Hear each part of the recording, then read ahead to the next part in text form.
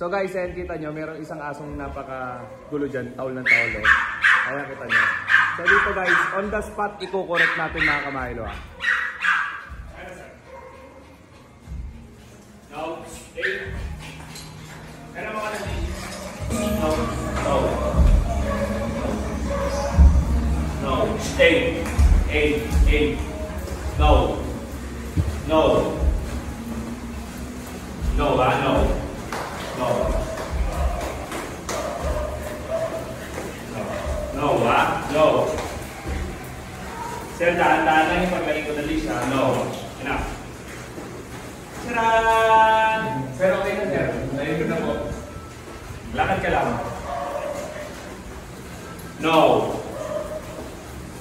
Here. Sir, kita niyo yung correction ko. Yung ginawa ko, sir, ganito po. Ganyan yung kamay niyo, sir. Sir, ganun ang ginawa ko. So, sorry ah. Mabilis, di ba? Hindi ko pinalo.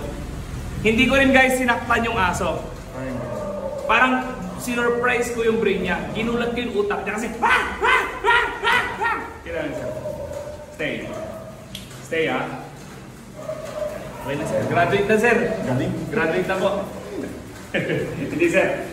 Depende rin po sa aso kung paano niya i-correct. Kaya sir, bago ko gawin, pinaalam ko po muna sa inyo. Kasi baka magulat kayo, baka sabihin nyo, oh, sinaktan mo aso ko ah. Diyan mo, sir. Tapos dyan ko siya ipipit. Good. Sir, kasi kulang kayo sa correction, hindi nyo siya nakukorek. Pangalawa, parang, no, nilalayo mo siya, kaya lalo siyang nadideprive. Unlike na yan, sir, tingnan nyo. Lalakad tayo. O, kontrolin ko siya. Enough! Kwento nyo sir sa girlfriend nyo, sir, ha? Paano mo pinatanginin yung aso nyo, ha? O, sit! Sit! Enough! Malakas, sir, pati yung boses ko. Hindi rin ako galit. Kumbaga, sir, hindi ko siya pinipersonal.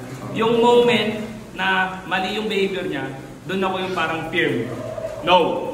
Poke, pinoke ko pa. Stay. Pwede niya tingnan, pwede siyang manood ng training, pero hindi niya pwedeng kulitin. Hindi niya pwedeng tahulan. Hindi niya, sir, pagulong-gulong. Sumusunod yung aso kahit yung ibang aso. Dapat ganyan. Stay. Sir. Yan ang mga ilagay. Depende rin sa aso. Hindi lahat ng aso kaya natin ganyan. Wala tayong magic, guys. Mga kamahilo ko, wala po tayong magic sa aso. Dito, pinapakita ko lang na kaya naman natin i-correct yan. Sir, ano ulit? Sit. Balik lang ulit. Para mas mabilis siya ma-correct ngayon. Kesa yung ilalayo mo siya ng inilalayo. Kasi guys, explain ko lang din the more na nilalayo yung aso, sa moment na nagmi-misbehave siya, lalo lang nai-stuck yung ganung ugali niya. Kaya pag nakita siya ng aso, ganun siya. Makita mo siya, sir. Balikan ko muna, pinaamoy ko siya. Nung pinaamoy ko na, tapos nilayo ko na, nagwawala na siya, doon ko na i-correct. So nakuha niyo ko. Ang reason nun, sir, kailangan maamoy mo muna para magamit mo yung ilong mo. Ngayon, nagamit mo na ilong mo, nagwawala ka pa rin, doon nakita i-correct. Dito sir, lumalabas, na-deprive siya. Though kasama yun siya araw-araw, deprive siya in a manner na inilalayo mo siya.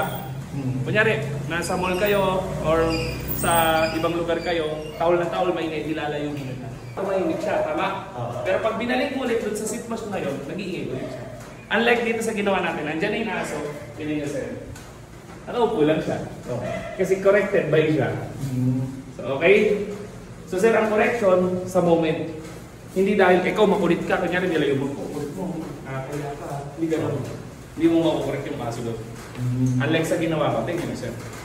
Ngayon, hindi nangangahulugan, okay na yung aso nyo. Kailangan dyan, consistent ka. Na ganyan palagi gagawin mo.